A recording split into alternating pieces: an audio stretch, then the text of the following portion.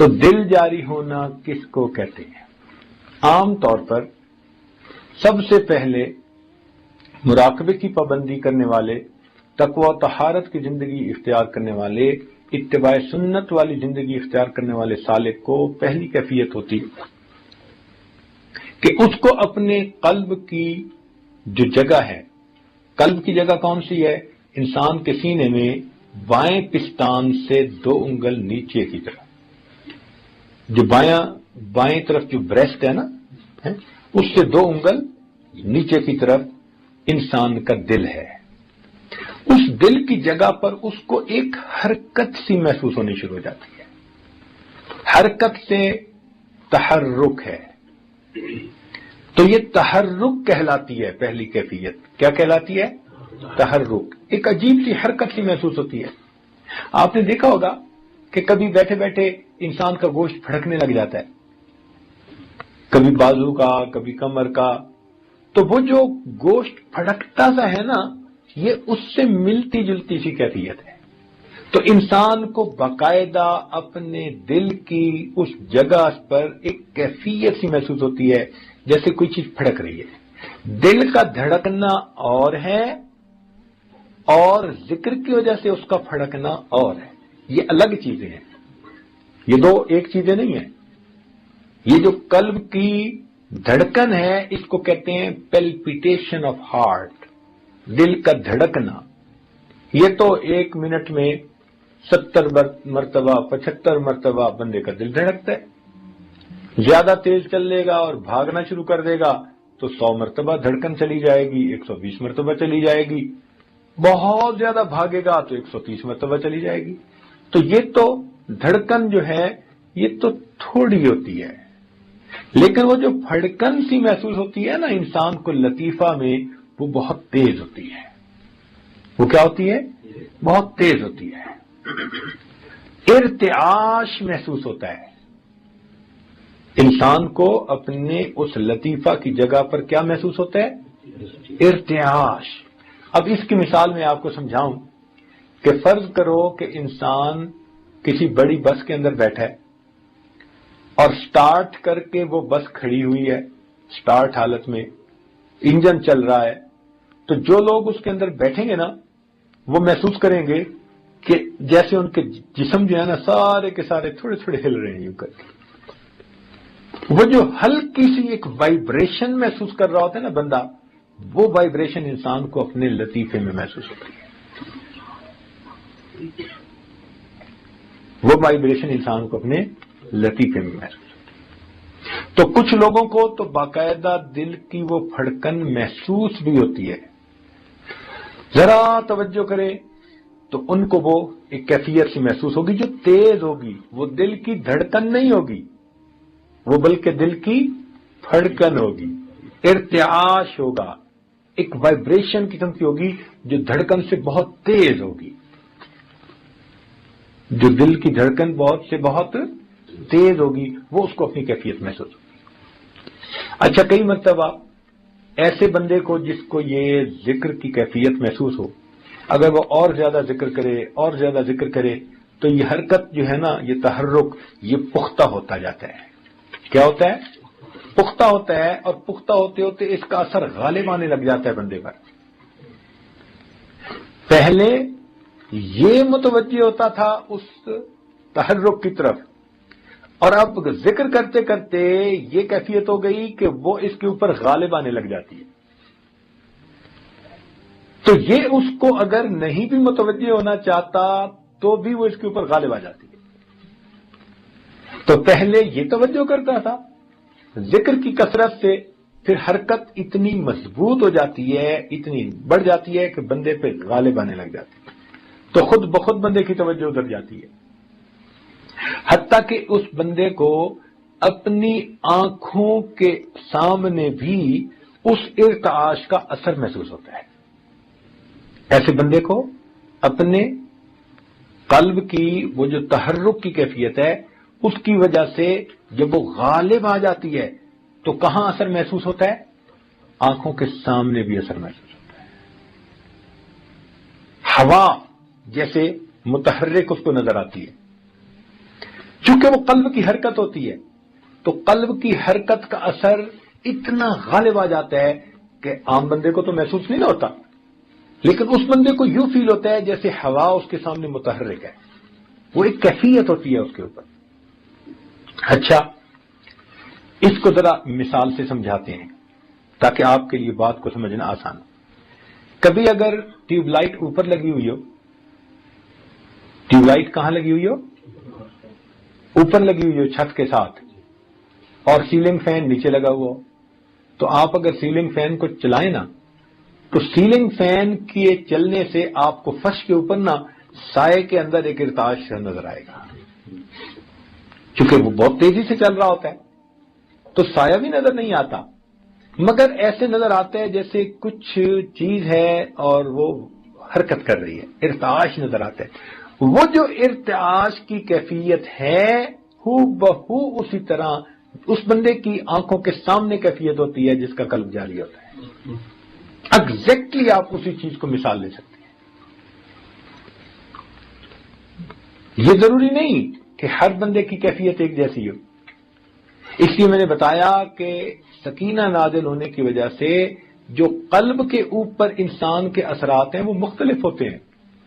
کسی کو قلب میں خوشی محسوس ہوئی، کسی کو جو ہے گناہوں پہ ندامت محسوس ہوئی، تو جو پوری تفصیل بتائی وہ اس کا مطلب ہے کہ ہر بندے کی کیفیت الگ الگ ہوتی ہے، لیکن عام طور پر جو کیفیت زیادہ لوگ رپورٹ کرتے ہیں وہ آپ کے سامنے بتائی جا رہی ہے۔ یہ کیفیت کون محسوس کرتے ہیں؟ زیادہ لوگ محسوس کرتے ہیں، وہ کیفیت آپ کو بتائی جا رہی ہے۔ اچھا، تو یہ تحرک کی کیفیت ہوتی ہے، اس کو کیا کہتے ہیں؟ تحرک، اور اردو میں اس کو کہتے ہیں کہ اس بندے کا دل جاری ہو گیا۔ یہ ابتدائی کیفیت ہے، ایک کیفیت حرکت والی محسوس ہوتی ہے۔ اگر یہ بندہ تقوی و طہارت کی زندگی گزارے اور اس کو اور زیادہ پابندی سے ذکر کو کرتا رہے تو یہ تحرک کی کیفیت آہستہ آہستہ تذکر میں تبدیل ہو جاتی ہے۔ تذکر میں کس میں تبدیل ہو جاتی ہے؟ تذکر میں نصیب ہو جاتی ہے، یعنی وہ جو حرکت اس کو محسوس ہوتی تھی نا، وہ حرکت کے ساتھ ساتھ اللہ اللہ کی طرف دھیان اس کو نصیب ہو جاتا ہے۔ وہ حرکت نہیں محسوس ہو رہی، لگتا ہے جیسے اللہ اللہ اللہ اللہ ایسے وہ محسوس ہو رہی۔ تو یہی حرکت اس طرف پھر جو ہے وہ شکل اختیار کر لیتی ہے۔ تو ایسے سالک کو جب وہ بیٹھا ہوتا ہے، لیٹے بیٹھے چلتے پھرتے ہر وقت کہیں سے جیسے اللہ اللہ کی آواز اس کو آ رہی ہے اور سنائی دے رہی ہے، حالانکہ دوسرے لوگ نہیں سن رہے ہوتے اور یہ بیٹھا سن رہا ہوتا ہے۔ اس کی مثال ایسے ہی ہے جیسے آج کل وہ جاگنگ کرنے والے لوگ جو ہیں انہوں نے جیب میں وہ واک کا کیا ہوتا ہے، واک مین ہوتا ہے، وہ ڈالا ہوا ہوتا ہے اور اپنے کانوں کے ساتھ اس کے وہ لگایا ہوا ہوتا ہے۔ اب وہ کیا سن رہے ہوتے ہیں، لیکن دوسرے بندے تو نہیں نا سن رہے ہوتے۔ اب ہم نے ایک بندے کو دیکھا، وہ واک مین سن بھی رہا تھا اور وہ ہنس بھی رہا تھا اور پتہ نہیں کیا کیا الٹی سیدھی حرکتیں کر رہا تھا۔ اب دیکھنے والا اسے پاگل سمجھ رہا ہے، اور وہ اس کیفیت کی وجہ سے جو اس کو کانوں میں سنائی دے رہی ہے وہ سب کچھ رسپونڈ کر رہا ہے۔ تو اسی طرح سالک کی کیفیت ہوتی ہے کہ وہ چونکہ ذکر کی کیفیت محسوس کرتا ہے تو مجمع میں بیٹھا ہوا وہ مجمع سے غائب ہوا کرتا ہے۔ اگر خلوت میں بیٹھے ہوں تو جلوت کا مزہ آئے، جو آئیں اپنی جلوت پر تو ساکت و سخنانی، یہی ہیں جن کے سونے کو فضیلت ہے عبادت پر، یہی ہیں جن کے اتقاء پر ناز کرتی ہے مسلمان۔ تو یہ اللہ والے ہوتے ہیں، یہ اس کو کہتے ہیں خلوت در انجمن۔ اس کو کیا کہتے ہیں؟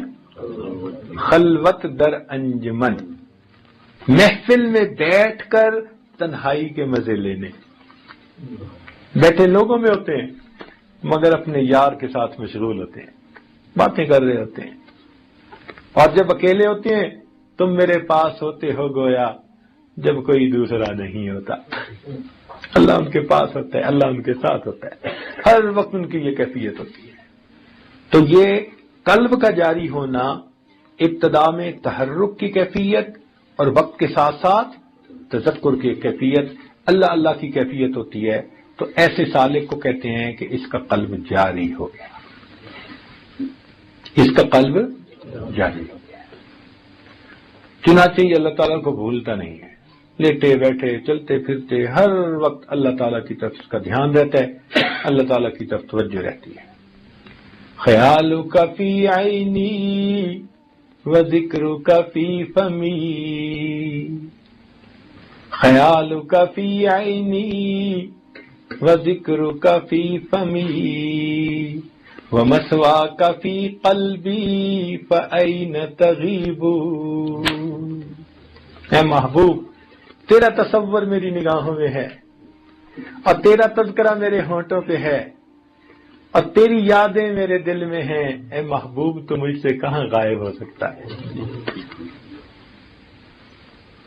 تو بندے کی کیفیت ہی ہوتی ہے ہر وقت اللہ تعالیٰ کی یاد. اس لیے ان لوگوں کو باخدا لوگ کہتے ہیں. ہر وقت اللہ تعالیٰ کی معیت ہوتی ہے، ذکر کی کیفیت ہوتی ہے، اللہ تعالیٰ کی پھر ان پر خاص رحمتیں ہوتی ہیں. تو یہ ہے قلب کا جاری ہو جانا. یہاں تک بات سمجھ آ گئی؟ اب ذرا اگلی بات بھی سمجھیں کہ یہ قلب کا جاری ہو جانا، بعض حضرات نے فرمایا کہ بندے کو یہ کیفیت ہوتی ہے، مگر ضروری تو نہیں کہ ہر ایک کی یہ کیفیت ہو. تو کیفیات کی بات عام طور پر تو یہی ہوتی ہے، مگر کوئی پکا اصول نہیں ہے کہ ہر بندے کو یہی کیفیت محسوس ہو. ہر بندے کو یہی کیفیت ہوگی، یہ کوئی پکا اصول، ہر بندے کی اپنی اپنی کیفیت ہے. تو بھئی کوئی پکا اصول بھی تو ہونا چاہیے. یہ تو کیفیت ہے نا، اور کیفیتوں میں تو شیطان دھوکہ بھی دے سکتا ہے. وہی اس کے اوپر ایسی کیفیت طاری کروا دے کہ حقیقت میں کچھ اور ہو اور یہ صاحب محسوس کر رہے ہو کہ ہمارا دل جاری ہے اور دل ذکر کر رہا ہے. تو پھر کوئی آخر پکی بات ہونی چاہیے. تو ہمارے مشائخ نے پکی بات بھی کی ہے. انہوں نے یہ فرمایا کہ جس بندے کا دل جاری ہوتا ہے، ضروری نہیں کہ اس کو حرکت محسوس ہو، آواز محسوس ہو، فلاں محسوس ہو. یہ محسوسات ایک طرف رکھ دو، اس کے اثرات یہ ہوتے ہیں کہ بندے کے اوپر شریعت کے احکام جاری ہو جاتے ہیں. بندے کے اوپر کیا ہوتا ہے؟ دل کا حکم اس کے اعضاء پر جاری ہو جاتا ہے. اس وقت دل جاری ہو جاتا ہے. کیا ہوتا ہے؟ ذرا بتائیں، مشکل ہے بات سمجھنی. جب انسان کے دل کا حکم اعضاء پر جاری ہو جائے، جب اعضاء دل کے تابع بن جائیں، جب دل اللہ تعالیٰ کا فرما بردار بن جائے اور اعضاء دل کی اتباع کر رہے ہوں، یعنی دل کی جو حالت ہے وہ کیفیت اعضاء پر طاری ہو جائے، دل کا حکم اعضاء پر جب جاری ہو جاتا ہے تو اس بندے کا دل جاری ہو جاتا ہے. یہ پکی بات ہے. لہذا جس بندے کا دل جاری ہو، ہم دیکھیں گے کہ اتباع سنت میں آگے بڑھ رہا ہی نہیں بڑھ رہا. اب ہمارے پاس ایک پکی چیز آ گئی. اب کوئی سا آواز ہے کہ جی میرا تو دل بڑا جاری ہے اور اس کو نماز کی توفیق نہیں، تو اس کے دل جاری ہونے کو کیا کریں گے بھائی؟ تو ہم کہیں گے کہ بھائی نہیں، آپ کا دل جاری نہیں، آپ کو کوئی دھوکہ لگ رہا ہے. تو ہمارے پاس ایک پکی چیز آ گئی، اور وہ پکی چیز کیا ہے؟ شریعت کی اتباع. تو جس بندے کا دل جاری ہوگا اور جس بندے کو کیفیتیں محسوس ہوں گی تو اس کے اثرات یہ ہوں گے کہ وہ بندہ اتباع سنت میں، اتباع شریعت میں، تقوی طہارت میں، زہد فی دنیا میں وہ آگے بڑھے گا، اس کے اندر ترقی محسوس ہوگی. اب یہاں سے سالک کا اندازہ ہو جاتا ہے ان کے شیخ کو کہ بھئی اس کا دل جاری ہوا یا نہیں ہوا. کہ جس بندے کے اندر اتباع سنت میں، عمل میں ترقی محسوس کرتے ہیں، اخلاص میں ترقی محسوس کرتے ہیں، تو پھر شیخ کو فوراً اندازہ ہو جاتا ہے کہ اس بندے کے دل پر اثرات مرتب ہوئے ہیں یا نہیں. اب کچھ لوگ پوچھتے ہیں کہ جی شیخ ایک لطیفے کے بعد دوسرے لطیفے کا سبق کیسے دے دیتے ہیں؟ تو بھائی اسی طرح دے دیتے ہیں کہ پہلے لطیفے کے جو اثرات ہیں جب سالک کی شخصیت میں وہ شیخ کو نظر آ جاتے ہیں تو پھر وہ ایک کے بعد دوسرے سبق کی طرف انسان کو متوجہ کر دیتے ہیں. تو دل جاری ہونے کو آپ نے سمجھ لیا. کس کو کہتے ہیں دل کا جاری ہونا؟ اکثر اوقات یہ کیفیات محسوس ہوتی ہیں. اکثر اوقات کیا ہوتا ہے؟ یہ کیفیات محسوس ہوتی ہیں، مگر ان کیفیات کے جو اثرات ہیں ان سے پتہ چل جاتا ہے کہ یہ کیفیات سچی ہیں یا جھوٹی ہیں۔ اگر تو انسان اتباع سنت میں ترقی پا رہا ہے تو اب اس کا دل جاری ہے، اور اگر اس کو کیفیتیں بھی بڑی لگ رہی ہیں مگر کبیرہ گناہ کا بھی مرتکب ہو رہا ہے، دھڑلے سے جھوٹ بھی بولتا ہے، اوپر سے لا الہ اور اندر سے کالی بلا، اوپر سے لا الہ اور اندر سے، تو پھر اس کے تحرک کو کیا کریں گے، تذکر کو کیا کریں گے، اس کی کیفیات کو کیا کریں گے؟ اس کی کیفیات کو پاؤں کی نوک سے اچھال دیں گے۔ بھائی جب اتباع سنت میں آگے نہیں بڑھ رہے تو تمہاری کیفیات کو ہم کیا کریں؟ اس لیے سید الطائفہ جنید بغدادی رحمۃ اللہ علیہ نے خواب میں کسی کو بتایا اپنی وفات کے بعد، فرمانے لگے کہ وہ سب عبارات ختم ہو گئی، وہ سب کیفیات مٹ گئی، فنیت تلک الاشارات، اور وہ جو آخری رات میں ہم نے تہجد کے 2 نفل پڑھے تھے وہ تہجد کے نفل ہمیں کام آئے۔